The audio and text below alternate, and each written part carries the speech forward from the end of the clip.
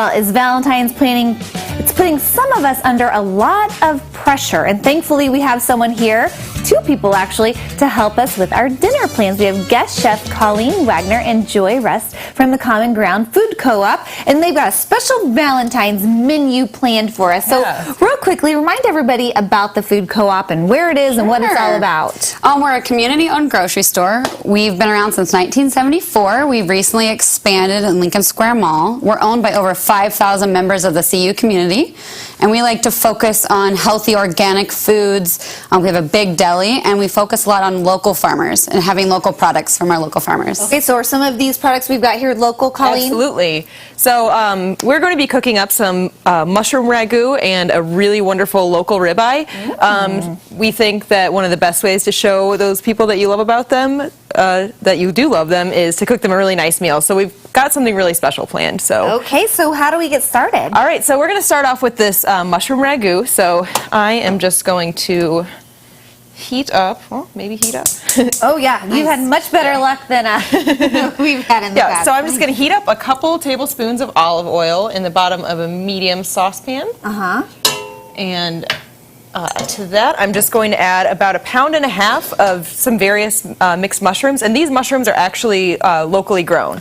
So they come down from near Stewartson, Illinois, at a farm called Naturally Grown. So, so we just chop those up and wash them. It's a mixture of porcini mushrooms, shiitakes, some portobellas, and some cremini mushrooms. And it is important to wash them, or you can just like brush them off? Absolutely, you should wash them. Okay. A really easy way to do it without damaging them is just to fill your sink up with cool water and let the mushrooms soak for a few minutes, and then just give them a quick rinse. So we did that and then chopped them up. Very good. So we're just going to add these, about 2 shallots, finely minced. And a shallot's similar to an onion. It is really similar to an onion. It's a little bit sweeter and a little bit milder than an onion.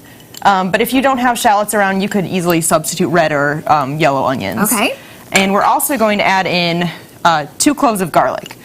So, yeah, if your special someone is not a garlic fan, maybe you could move it down to 1. That's what they make the Listerine for. Exactly. After dinner. Yeah. And I'm also going to sprinkle it with about a teaspoon of just sea salt here.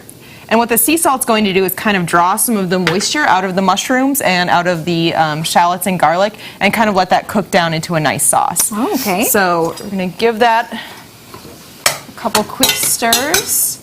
Now you called this ragu. Where's the ragu part come in? What is that? So it is sort of a mushroom sauce. So we're going to actually serve it over some nice buttered egg noodles and our steak. Oh, okay. That sounds good. Now, they do a lot of educating there at the co-op, right? Yeah, we have classes all week. We have sometimes 7 classes a week. We have a big classroom, and when we're not doing classes, it's open for seating. We'll do cooking classes, all kinds. Colleen teaches some classes. Okay, well, very cool. So then the ribeye, that looks like a big, thick piece of meat. And you're just going to do that all on the stove here? I'm going to start it on the stove and finish it in the oven. So as this is kind of starting to break down a little bit, I'm going to add just a little bit of water. You could easily use white wine, red wine, or broth? Chicken broth if you wanted to. And I'm just going to cover that and let it cook for a few minutes. Okay. While that's cooking, I'm going to start heating up my cast iron skillet here, and it's important to use a really heavy skillet. Because it'll go right into the oven? Exactly. Okay. And it's been heating this whole time. Yeah, so it needs to be really hot to get a nice sear on the outside of the meat. So is that important, you're just getting the sear and then you're going to really bake it in the oven? Okay. So I'm just going to season this with a little fresh ground pepper and a little salt. And we're going to actually do that on both sides. Okay.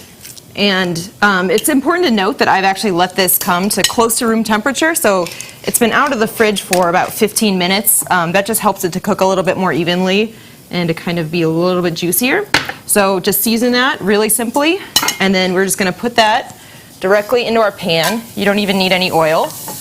So it should be sizzling like that. Okay. So we're going to cook it for about a minute on both sides, and then just put it into our preheated oven. It's preheated to about 400 degrees. All right, so we're going to let that sizzle for a little bit longer. We'll check on this a little bit later on. So we want to say thanks to Colleen and Joy for giving us this great Valentine's Day recipe, which you'll be able to find, as well as information about the Common Ground Co-op on CILiving.tv after today's show. There's actually their website just for your information.